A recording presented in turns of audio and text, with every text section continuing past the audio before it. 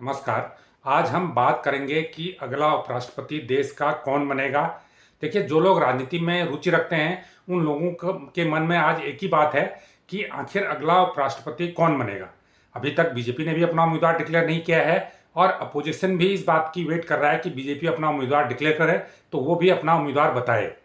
Opposition ये तो साफ कर चुका है कि वो भी उपराष्ट्रपति का चुनाव लड़ेगा, लेकिन उम्मीदवार को लेकर अभी भी विपक्ष ने चुप्पी साध रखी है। वो सत्ता पक्ष के उम्मीदवार को देखना चाह रहा है, एनडीए के उम्मीदवार को देखना चाह रहा है, उसके बाद ही उसकी काट के लिए अपनी रणनीति तय करेगा।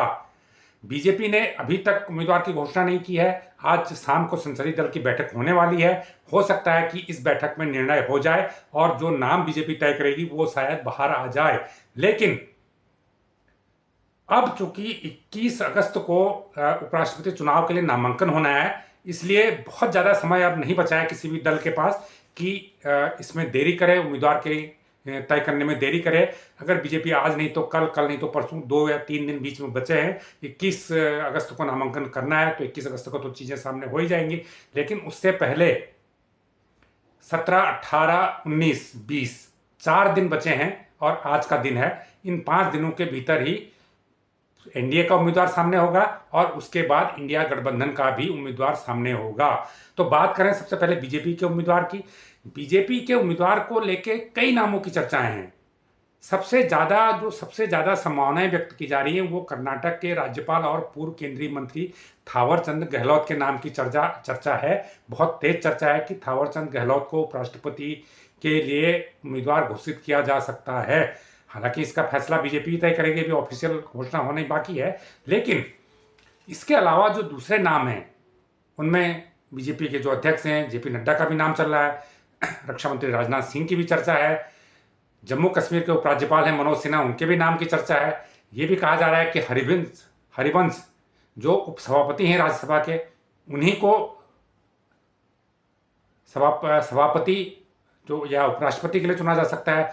जो उपराष्ट्रपति होते हैं वो राज्यसभा के सभापति भी होते हैं, तो ये माना जा रहा है कि हरिवंश को ही उम्मीदवार बनाया जा सकता है। ये भी एक चर्चा है। इसके अलावा ये भी एक चर्चा है कि संघ बैकग्राउंड के कुछ लोगों को, किसी व्यक्ति को उम्मीदवार बनाया जा सकता है। इसमें शेषाद्री के नाम की काफ़ी चर्चा चली थी, लेकिन लोग कह रहे हैं कि वो अस्वस्थ हैं, इस स्थिति में नहीं है। लेकिन शेषाद्री नहीं तो कोई और भी व्यक्ति जो संघ बैकग्राउंड से ताल्लुक रखता हो, मजबूत संघ बैकग्राउंड का हो, उसे बनाया जा सकता है।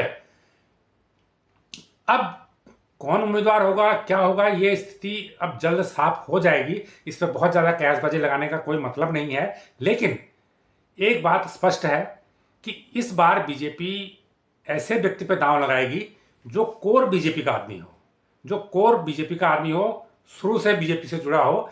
दूसरे दलों से भाजपा में शामिल हुए व्यक्ति को पर बीजेपी इस बार दांव नहीं लगाएगी। ये बात दावे के साथ कही जा रही है। इस बात को एक्सपर्ट भी कह रहे हैं और बीजेपी में जो सूत्र हैं वो लोग भी कह रहे हैं। इसकी वजह क्या है? इसकी वजह सिर्फ इतनी सी है कि जो बाहर से लोग आए हैं और बीजेपी में, सरकार में उन्हें ऊंचे पदों पर, महत्वपूर्ण पदों पर रखा गया है, उन लोगों का रिस्पॉन्स अच्छा नहीं रहा। वो सरकार से तालमेल करके आगे नहीं बढ़े। ताज़ा मामला जगदीप धनखड़ का ही है, जिसके चक्कर में उन्हें इस्तीफा देना पड़ा। इस्तीफा दिलवाया गया उनसे क्योंकि वो सरकार के साथ तालमेल से नहीं चल रहे थे, सरकार की नीतियों को फॉलो नहीं कर रहे थे, ये आरोप है उन पर। तो इसलिए उनको इस्तीफा लिया गया उनसे। और उससे पहले ही अगर की बात करें तो सत्यपाल मलिक का मामला है, जिन्हें राज्यपाल बनाया गया था कई राज्यों में, लेकिन वो सरकार के खिलाफ ही हो गए। उससे पहले भी बात करें तो चौधरी बीरेन सिंह थे जो कांग्रेस से बीजेपी में गए थे, वो भी बीजेपी के साथ तालमेल नहीं बिठा पाए। और उससे पहले अगर और बात करें तो अरुण शौरी भी इसी कैटेगरी में आते हैं, यशवंत सिन्हा भी इसी कैटेगरी में आते हैं। तो ऐसे कई लोग हैं, जो कई लीडर हैं जो बाहर से बीजेपी में गए थे, उनको बीजेपी में महत्वपूर्ण पद दिए गए थे, महत्वपूर्ण जगहों पर बिठाया गया था, लेकिन वैचारिक रूप से वो तालमेल नहीं बिठा पाए और अंततः या तो उनको बीजेपी छोड़नी पड़ी या बीजेपी को उन्हें निकालना पड़ा। तो एक स्थिति ये बनी हुई है कि इसके चलते अब कम से कम बीजेपी उपराष्ट्रपति जैसे पद के लिए कोई ऐसे उम्मीदवार के नाम पर विचार नहीं करेगी जो दूसरे दल से आया हो। बीजेपी अपने खांटी बीजेपी नेता को ही इस नाम के लिए चुनेगी। और हो सकता है जिस प्रकार बीजेपी और संघ में इसमें तनातनी चल रही है, और अगर संघ चाहेगा तो बीजेपी संघ की पृष्ठभूमि वाले, संघ की मजबूत पृष्ठभूमि वाले उम्मीदवार को मौका दे सकती है। अब लेकिन सवाल यह है कि कांग्रेस क्या करेगी। या अपोजिशन क्या करेगा? देखिए, मुझे लगता है कि जैसे ही बीजेपी का कैंडिडेट बाहर आएगा, उसके बाद अपोजिशन उसकी स्टडी करेगा। वो देखेगा कि वो ओबीसी है या वो पिछड़ा है या वो किस वर्ग का है, तो उसी हिसाब से उसको काउंटर करने के लिए बीजेपी उससे मिलता जुलता बैकग्राउंड, मिलती जुलती बैकग्राउंड के उम्मीदवार को खड़ा करेगी। ये मुझे लगता है कि ये, सॉरी, बीजेपी नहीं, इंडिया गठबंधन।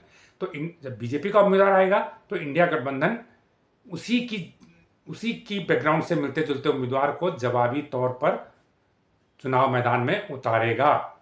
ये मुझे लगता है कि इंडिया गठबंधन की रणनीति है। और कई छोटी छोटी पार्टियां जैसे बीजेडी हैं, आम आदमी पार्टी है, वाईएसआर कांग्रेस है, कई छोटी छोटी पार्टियां ऐसी हैं जिनके कुल मिला के दोनों सदनों में करीब 4 दर्जन सीटें हैं, 4 दर्जन सांसद हैं राज्यसभा और लोकसभा में। उन दलों की स्थिति भी साफ नहीं है, वो एनडीए के साथ जाएंगे या इंडिया गठबंधन के साथ जाएंगे, इसको लेकर उन्होंने अभी तक स्थिति स्पष्ट नहीं की है। वो लोग भी वेट कर रहे हैं कि बीजेपी का और अपोजिशन का उम्मीदवार डिक्लेयर हो, उसके बाद वो उम्मीदवार को देखकर अपनी राज्य की राजनीति को ध्यान में रखते हुए, अपने वोट बैंक को ध्यान में रखते हुए ये तय करेंगे कि वो किस उम्मीदवार को वोट करेंगे, किस उम्मीदवार का समर्थन करेंगे।